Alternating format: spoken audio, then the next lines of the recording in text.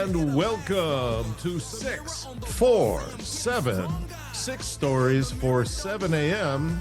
because there's a famine of truth in our land. And this is your quick news fix.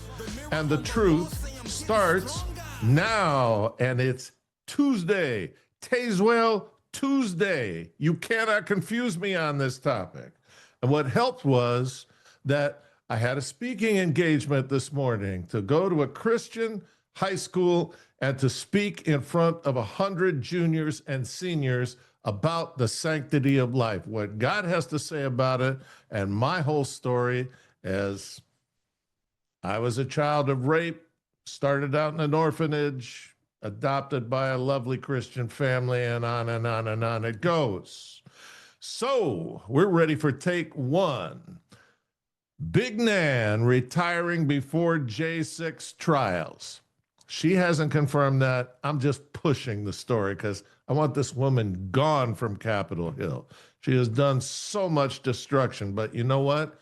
You got to give it to her. 40 years of straight up demon expertise. She is truly one of the goddesses of Satan's kingdom. Let's go. Democrats are bracing for the possible retirement of Speaker Emerita Nancy Pelosi, one of the party's most powerful, popular, and effective leaders among the reprobates, who served as chief antagonist to President Donald Trump during his first term and has quietly counseled Democrats as they take on Trump in the second term.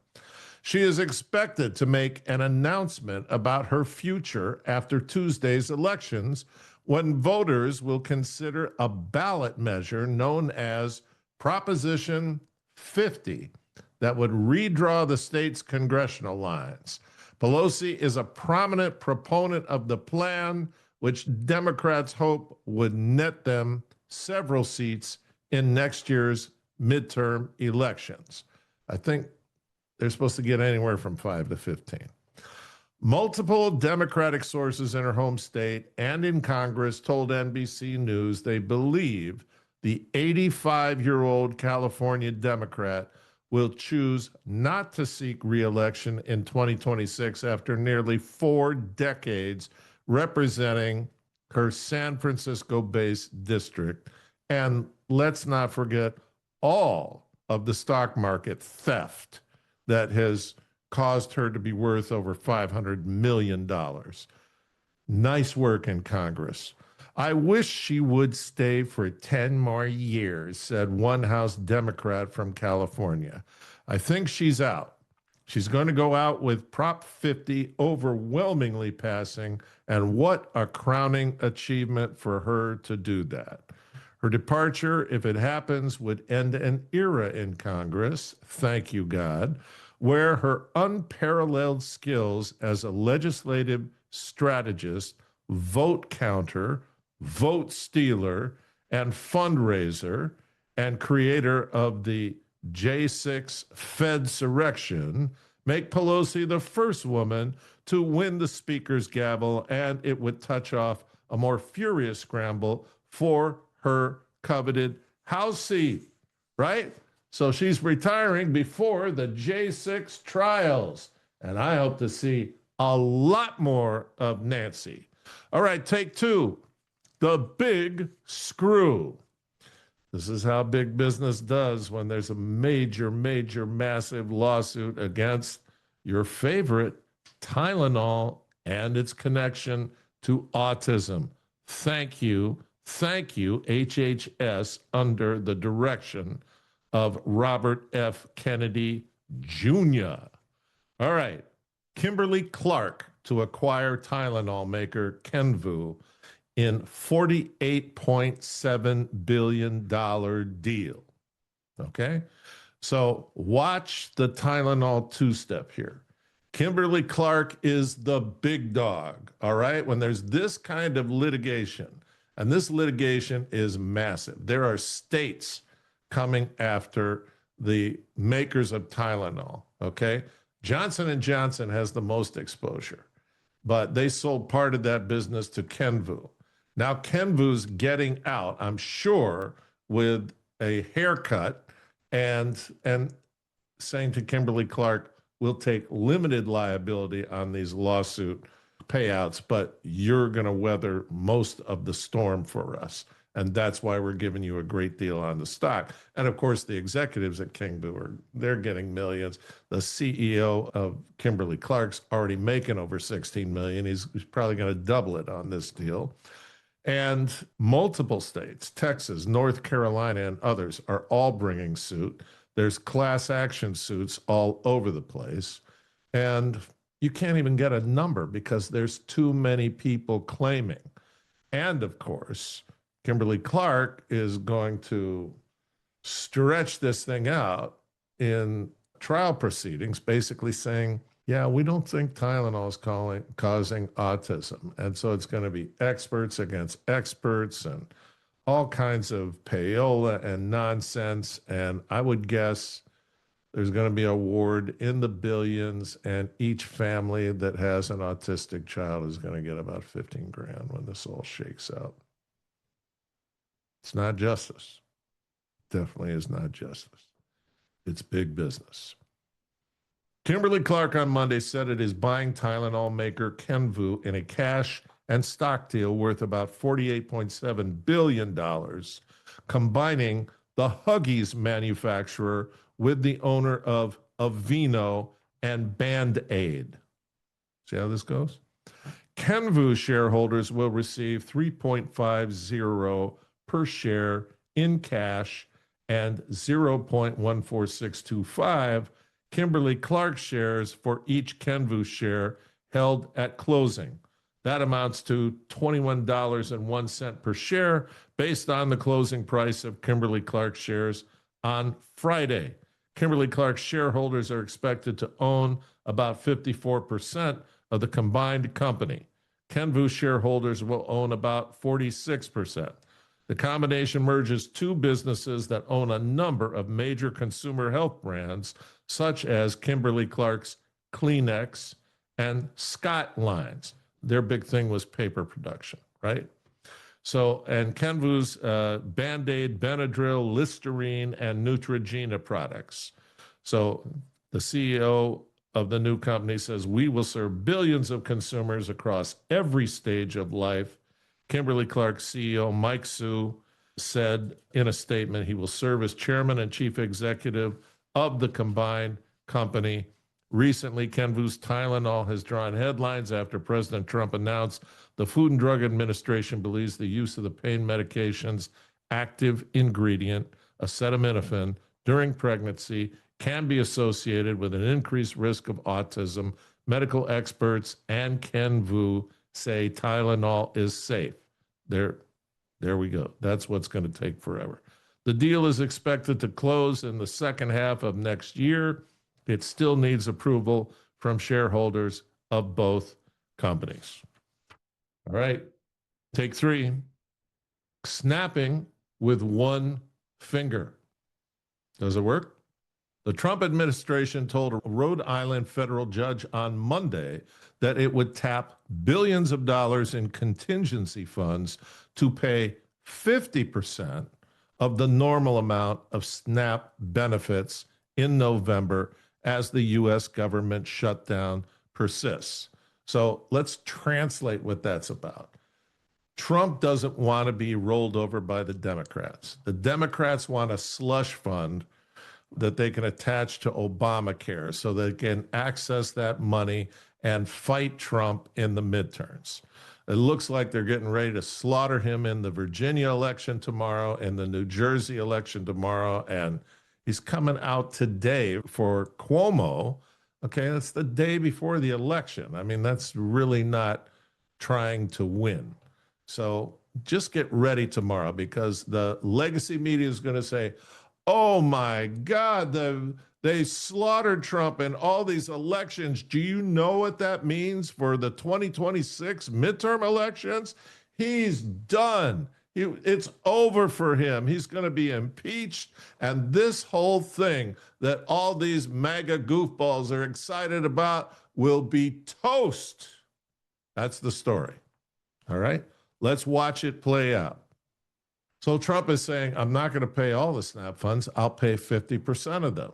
So the people who are being paid to riot and do things will have less of an incentive. Okay. All this is card playing. So the Supplemental Nutrition Assistance Program, that's the SNAP acronym, Supplemental Nutrition Assistance Program, provides food stamps to about 42 million low-income Americans. The administration, in a court filing, told Judge Jack McConnell that it had declined the option he suggested to make full November payments for SNAP. Of course, he's a lefty. He wants them to pay it all by using at least $4 billion from the Child Nutrition Program as well as from other unspecified funds. Instead, the administration will use all of the $4.65 billion remaining from a contingency fund for SNAP appropriated by Congress for November benefits that will be obligated to cover 50% of eligible households' current allotments. So they're stretching this game on. The Democrats are waiting to see what happens tomorrow. If you know people in New Jersey or people who could, I hate to say it, vote for Cuomo, vote for the Italian guy in New Jersey, not that lying veteran. And then Texas is going to have some serious things going on. So a lot to watch tomorrow. All right. Take 4. FBI Director Kash Patel announced in a post on X last week that 5 people had been arrested, but only 2 were charged in a 73-page criminal complaint filed in the U.S. District Court for the Eastern District of Michigan. What's this about? This is about trick or treat in Ferndale, Michigan, with Mohamed Ali and Majed Mahmoud. And I'll just cut you off. No, they are not Asian guys. Okay? So why Halloween? Well, it turns out AR-15s meeting little kids on the street, that's just too much fun to skip, right? So they make their father, Satan, deliriously happy on his favorite holiday. So let's find out what was planned. Ali allegedly purchased a shotgun and an AR-15 and other firearms accessories in August and September, the same time the third-party conversations referred to an attack, according to the complaint by the FBI. One of the accessories he purchased was a forced reset trigger that allows a shooter to increase the rate of fire in a semi-automatic weapon, right? I have an AR-15. It shoots plenty fast. Not enough for this satanic, demonic goofball. He needs to be able to kill more children on Halloween. Mahmoud allegedly also purchased an AR-15 style rifle in September and then bought more than 1,600 rounds of ammunition a month later, according to the complaint. What are we talking about? About neighborhood security? Am I making this up? No. The 2 men and the juvenile involved practiced shooting at multiple gun ranges in September and October, the complaint said. They and 2 other alleged conspirators were using encrypted communication and social media applications to share extremist and ISIS-related materials that encourage attacks similar to what they planned, right? This is the first time, of course, no journalist would say, these are Muslims, these are radical Muslims, okay? And this is an increasing issue in our country. One of the alleged co-conspirators had his phone reviewed by a Customs and Border Patrol agent. Upon his return to the U.S. in August, the man had Google searches for ISIS, the Islamic State, and pictures of military-style clothing with weapons, the complaint said. The individual, who was not named, also apparently had a group call on an encrypted communication application with 5 others, but Mahmoud and Ali were not a part of the call, according to the complaint. but a confidential FBI informant was allegedly on the call. According to the complaint, a different co-conspirator discussed traveling to Syria to join ISIS and had tried to convince Athari and Bukhari to join them. Investigators believe those names were used to reference Ali and Mahmoud. All right, take 5. Chuck Grassley is going after the Gates Foundation and the Ford Foundation and the Rockefeller Brothers Foundation and is accusing them of sending millions of dollars to the Chinese Communist Party. Does this stretch your imagination? It doesn't mine. These people hate our country after living on the fattest flank of this hog for their entire lives. What they want to do is destroy it. The Senate Judiciary Committee was probing allegations that the Gates Foundation funded the Chinese Communist Party, or CCP, and the committee said on Tuesday, the powerful charity allegedly gave $11.7 million to various arms of the CCP in 2023. It also accused them of handing $2 million to a business affiliate with the Chinese military and donating $6.7 million to state-run Chinese universities. The committee also alleged that the foundation provided $23 million to Chinese entities during the 2022 fiscal year.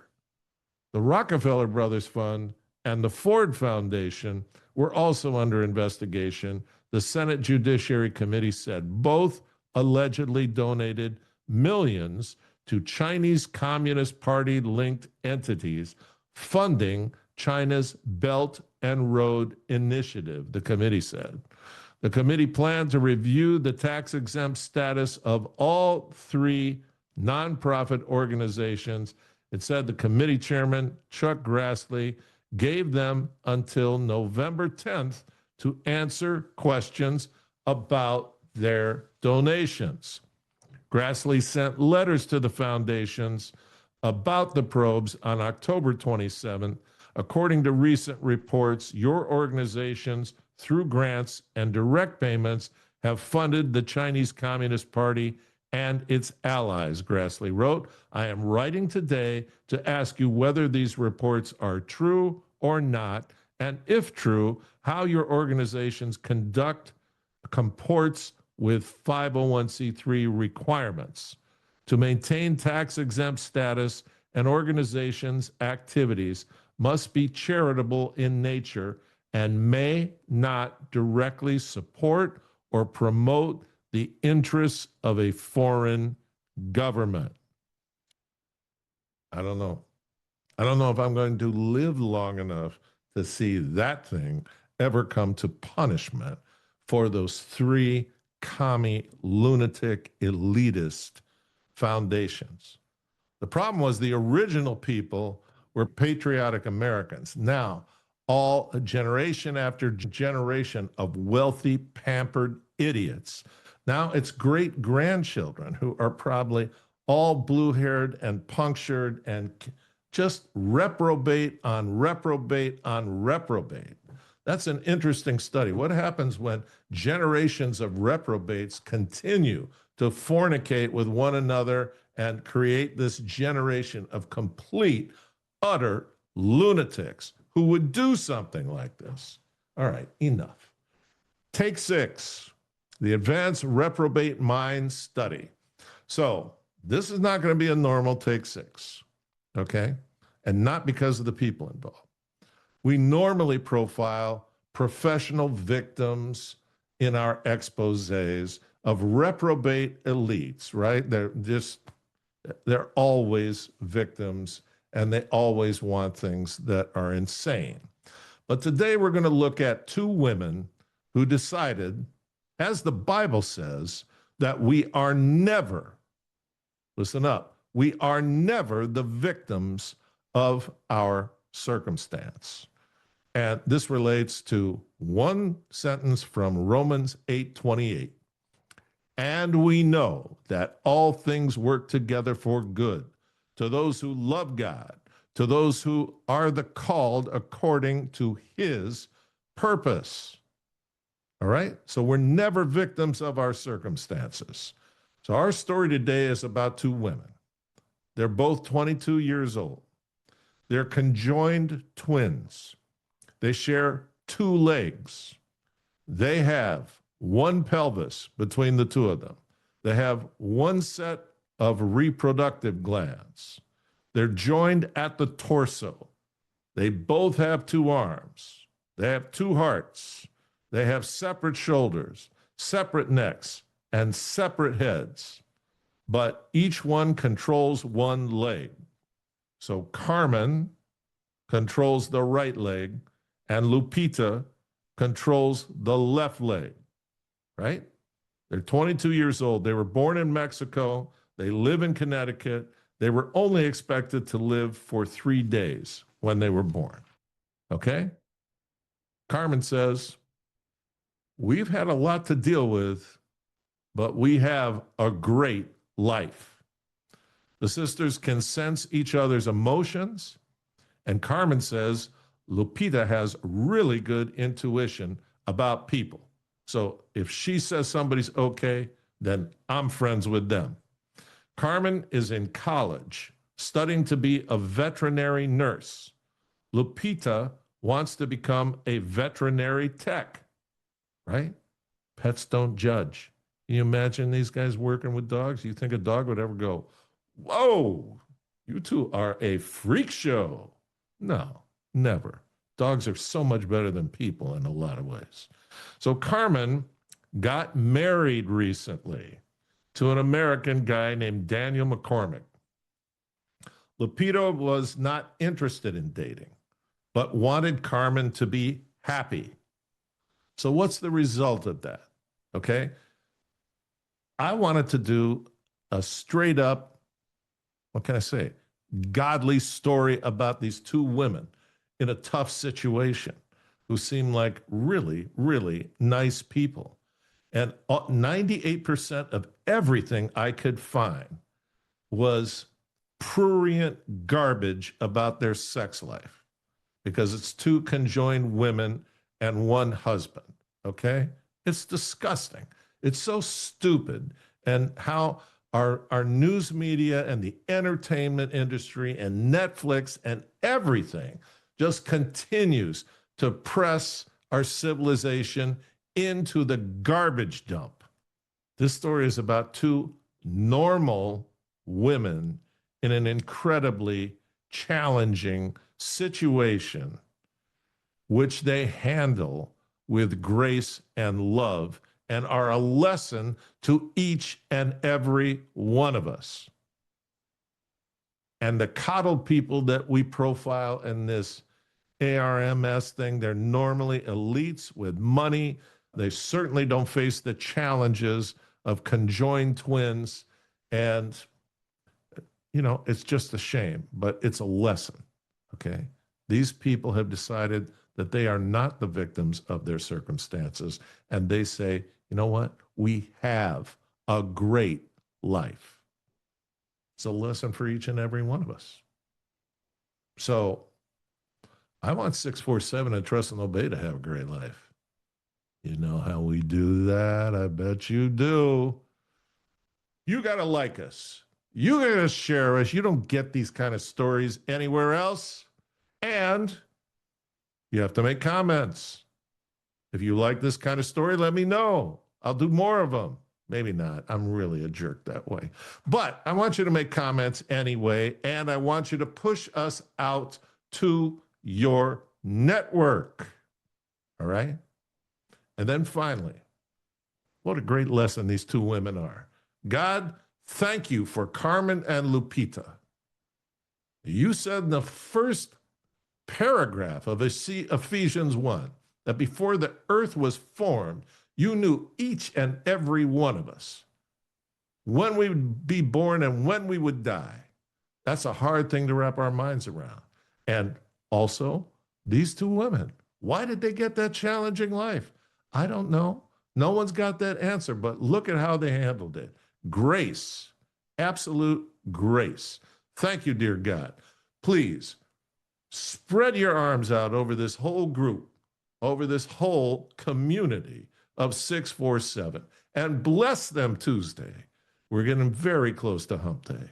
It's a hard day to discern, apparently, from what I saw last week, but we will figure it out. And Tuesday will help us because tomorrow I'm going to have to make a choice. What day is it? Kareem, I'm ready for my oatmeal. All right. Thank you very much, and God bless you. Take care and have a great day.